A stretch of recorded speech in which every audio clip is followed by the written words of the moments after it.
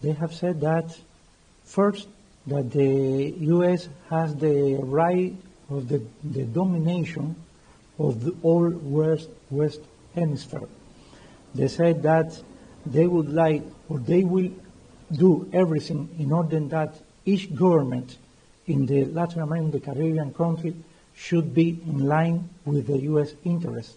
They said that all the financial resources, or even more, the natural resources, the strategic resources of the America and Latin American and the Caribbean country should be on disposition to U.S. They said openly.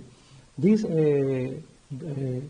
moral doctrine that they're trying to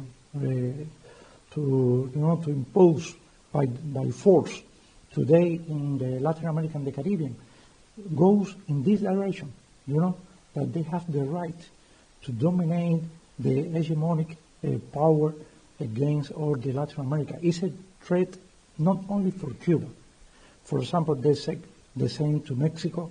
They will interfere in the Mexican policy.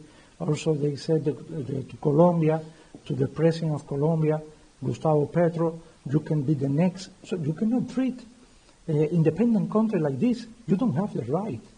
And the international community as a whole reject this kind of unilateral policy.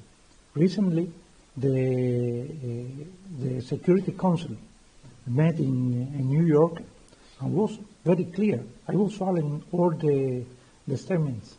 The huge majority of the states, of the representatives in the Security Council was against these unilateral actions. We cannot come back to the Cold War. It seems like we are in the middle of the 19th century. Also, the people are against these military actions. You cannot deal with the problems that we are facing today in the world imposing your decisions. And I think that all together should send a very strong and clear message that we cannot accept this policy against the sovereign country. Also yesterday, the non-alignment movement also delivered a very clear declaration in New York, expressing the consensus of more than 120 countries against these unilateral military operations against Venezuela, and also demanding the release to put in freedom the legitimate president Nicolás Maduro and his wife. Cuba